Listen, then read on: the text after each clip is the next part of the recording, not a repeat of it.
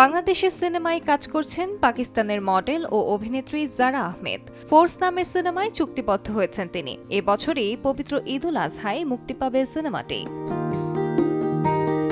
এক নারীর প্রতিশোধের গল্প ঘিরে ফোর্স সিনেমায় পাকিস্তানের মডেল জারাকে পুলিশের চরিত্রে দেখা যাবে। ফোর্সে জারার বিপরীতে থাকছেন বাংলাদেশের ম্যাগদিদার। আগামী 10 এপ্রিল এফডিসিতে শুটিং শুরু হবে সিনেমাটির।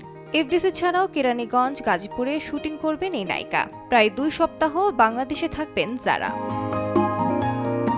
ফোর্স ছাড়াও পাকিস্তানি এই মডেল ছুলে আসমা নামে একটি সিনেমায় নাম লিখিয়েছিলেন। মূলত মডেল হিসেবে কাজ করলেও এর আগে হাম কাহা কে সোচে থে, খুদসার সহ একাধিক টিভি সিরিজে কাজ করে জনপ্রিয়তা পেয়েছেন তিনি। বাংলাদেশের সিনেমায় পাকিস্তানের মডেল নেয়ার কারণ সম্পর্কে পরিচালক আসিফ ইকবাল বলেন, নিয়মিত জিম করেন, মারপিট করতে পারবেন এমন কাউকে নায়িকা হিসেবে খুঁজছিলেন। অনেক খোঁজার পর পাকিস্তানের মডেলকে পছন্দ করেন তিনি। আলিশা ইসলাম, সময় সংবাদ।